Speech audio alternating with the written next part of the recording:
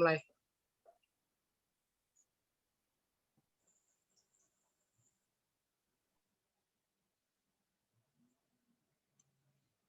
Selamat malam semua. Pada pembahasan kali ini, kelompok kami berkesempatan untuk menyampaikan sebuah materi. Baik, langsung saja kita mulai. Telah terdiri anggota kelompok beserta data-datanya. Yang pertama adalah Bayu Fauzi Saputra, saya sendiri selaku moderator.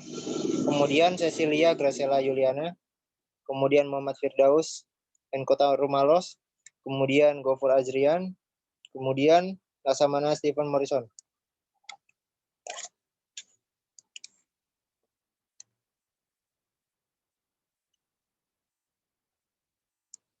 Yang akan dibahas pada materi ini adalah cara monitoring sebuah web server dan apa-apa saja yang dimonitoring, pemanfaatan web server dalam aplikasi, sistem operasi yang digunakan aplikasi web server.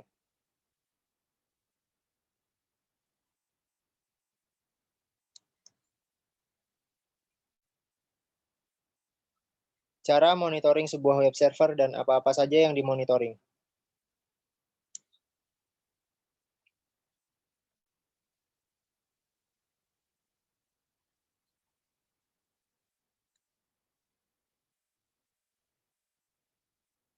Monitoring web server. Monitoring web server sendiri adalah pemantauan rutin dari semua infrastruktur jaringan terkait dengan server untuk menganalisis tren pemanfaatan sumber daya mereka, dan kemudian mengoptimalkannya untuk pengalaman pengguna akhir yang mulus. Dalam monitoring ada beberapa yang harus diperhatikan, yaitu kapasitas disk.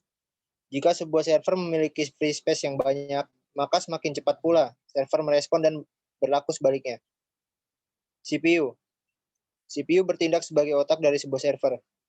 Jika CPU mengalami overload dan overhead, maka server tersebut akan mengalami down. Database web.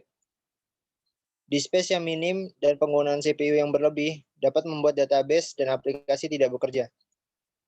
Traffic jaringan. Kita harus berhati-hati dengan lonjakan signifikan pada traffic jaringan, karena bisa menyebabkan masalah seperti malware atau upaya peretasan. Selanjutnya akan dibacakan oleh Cecilia. Tempat dan waktu dipersilahkan.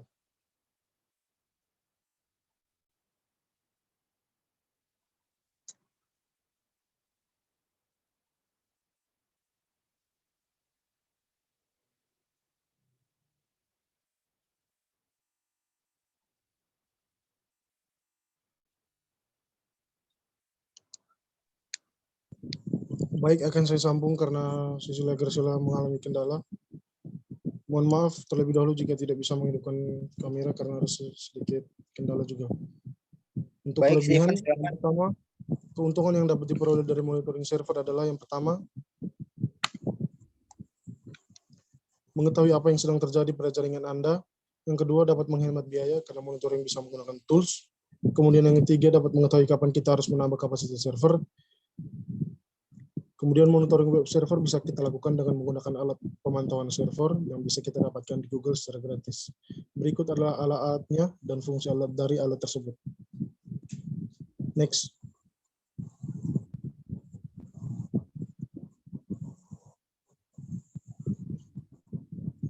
Tools monitoring. Yang pertama, Nagioscore. Nagioscore bisa digunakan untuk memonitor sistem, aplikasi, layanan, dan berbagai proses bisnis dalam DevOps. Hasil dari pemantauan Nagioscore dapat memperlihatkan laporan yang berisi metrik kinerja server, pemulihan layanan, dan masalah yang ada dalam server tersebut. Kelebihan dari Nagioscore sendiri yaitu yang pertama, cepat memberitahu staf teknis mereka jika terjadi masalah. Kemudian yang kedua, multi-platform. Yang ketiga, peringatan akan dikirimkan ke staf IT melalui email. Yang keempat, gratis dan open source. Kemudian yang kedua, Ganglia adalah tools monitoring server berlisensi BSD untuk sistem komputerisasi berperforma tinggi dan memanfaatkan teknologi XML untuk representasi data dan XDR untuk transportasi data, dengan tujuan untuk merekayasa struktur data dan algoritma untuk memaksimalkan efisiensi. Kelebihan dari tools monitoring Ganglia sendiri adalah yang pertama, mendukung banyak sistem operasi dan prosesor sehingga powerful. Yang kedua, cocok untuk server berkapasitas besar. Kemudian yang terakhir, banyak digunakan oleh perusahaan besar. Lanjut.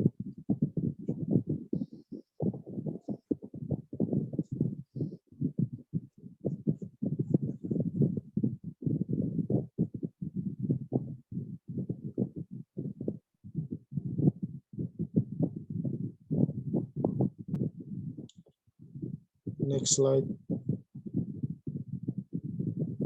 Tools monitoring yang berikutnya adalah CollectD. Adalah tools monitoring server gratis yang bekerja secara real time dengan mengumpulkan statistik dari performa keseluruhan server. Tools ini biasanya digunakan untuk menemukan kemacetan kinerja, memantau dan memprediksi beban sistem dari waktu ke waktu, dan membuat peringatan kelebihan CollectD, yaitu yang pertama multiplatform, yang kedua cukup fleksibel untuk server besar maupun kecil, kemudian terintegrasi dengan alat grafik. Kemudian yang keempat, Spiceboard. Sama seperti CollectD, yaitu bersifat gratis dan real time, namun Spiceboard ini memiliki tools gratis. Kelebihan daripada Spiceboard sendiri adalah yang pertama, tampilan dashboard-nya sangat simple, cepat memberitahu masalah, gratis dan real time dalam memonitoring server itu sendiri. Kemudian yang kelima ada Ichinga, adalah tools monitoring server yang berfokus pada konektor database seperti MySQL, Oracle, PostgreSQL, dan API REST. Kelebihan dari Spiceboard sendiri adalah kelebihan dari Ichinga maksudnya. Yang pertama, tampilan UI modern, peringatan dikirim ke email dan SMS. Next.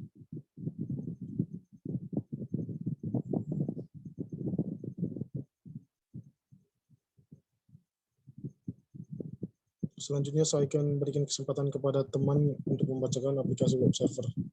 Waktu dan tempat saya persilakan.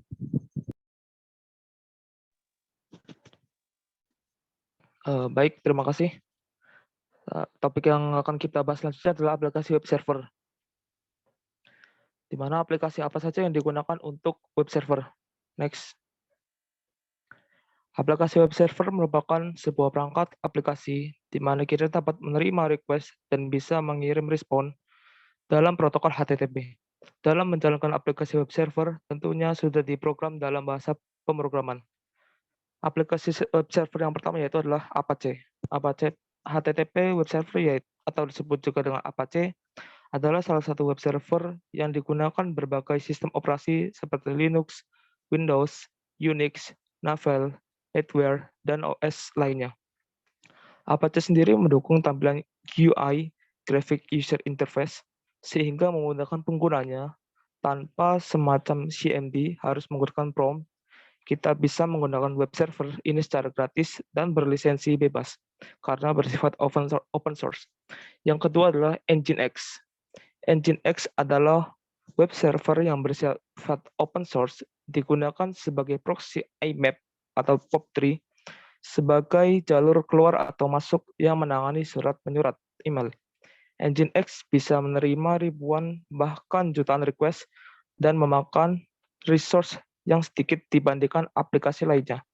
Nginx memiliki fitur-fitur seperti dukungan SSL atau TLS, static file serving, access control, server-side includes, virtual host, load balancing, URL rewriting, compression, dan lainnya.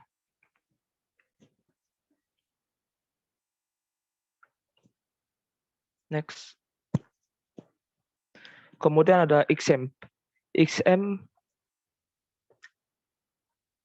XAMPP adalah gabungan dari huruf-huruf yang memiliki nama X yang berarti across platform, A yang berarti Apache, M yang berarti MySQL, P yang berarti PHP, dan P lagi yang berarti Perl.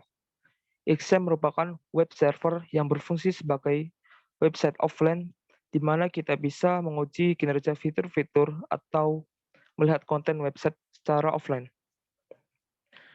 Yang selanjutnya adalah Microsoft Ease.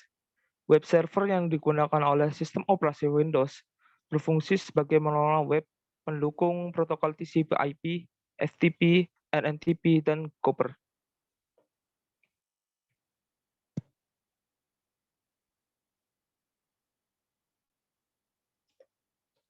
Selanjutnya saya silakan kepada teman saya.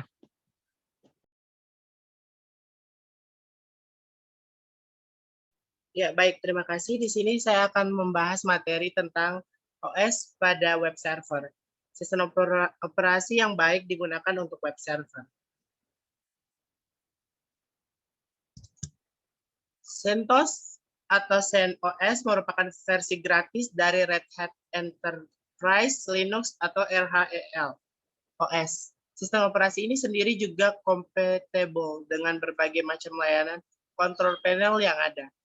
terlebih digunakan sebagai manajemen web seperti cPanel, Direct Admin, ESP Manager, dan lainnya, dan masalah OS ini cukup konservatif, sehingga memungkinkan pengguna dapat memanfaatkan arsitektur yang sama dalam waktu yang panjang, dan menerapkan pembaruan yang diperlukan di waktu yang krusial saja. Dengan demikian membuat penggunanya semakin nyaman dalam menjalankan OS tersebut, karena bisa berjalan stabil, handal, dan bisa diprediksi kalau ada kesalahan sistem. Debian sendiri cukup populer sebagai OS web server, dikarenakan kemudahan dalam konfigurasi menjadi salah satu keunggulan yang ditawarkan. Dan kalau dibandingkan dengan OS berbasis RHEL, ini banyak sekali perbedaannya. Dan masih berbagai fitur dalam manajemen tertentu, dan umum untuk semua sistem Linux, Debian ini sendiri memiliki pendekatan terhadap arsitektur yang konservatif seperti CentOS. Hanya saja untuk pembaruan paket yang diterapkan oleh Debian ini jauh lebih sering, dengan jumlah yang sangat signifikan dan lebih tinggi.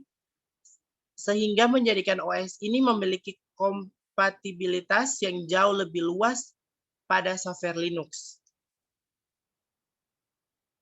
Ubuntu. Untuk OS ini sendiri ada dua macam, di mana ada versi live server dan juga desktop. Pada versi desktop ini lebih menekan terhadap kebutuhan sehari-hari pengguna, di mana dimanfaatkan untuk kebutuhan dasar seperti pemutaran media dan semacamnya. Akan tetapi kalau untuk versi server ini jelas sekali berbeda, dikarenakan pengguna dipaksa untuk melakukan perintah dasar melalui ketikan, tidak ada tampilan grafis yang akan dimunculkan. Hal ini dimaksudkan untuk menghemat resource yang dibutuhkan komputer dalam menjalankan OS saja, sehingga resource bisa lebih terpusat pada layanan web server yang tengah dijalankan. Kemudian web server, OS ini sudah tidak asing dengan penamaannya. OS ini memiliki kemampuan dalam mengakses file melalui RDP, sembari tetap dalam tampilan grafis, yang menjadi salah satu keuntungan besar dalam penggunaan. Ada banyak sekali jenis OS ini yang dapat diandalkan untuk manajemen web server. Dan dalam memilih jenis dari salah satu OS ini, diusahakan sesuai dengan kebutuhan, seperti home server, bisnis kecil, atau mungkin membutuhkan server untuk kebutuhan bisnis yang besar. Demikian itu saja presentasi dari kelompok kami. Sekian dan terima kasih. Kembali ke moderator.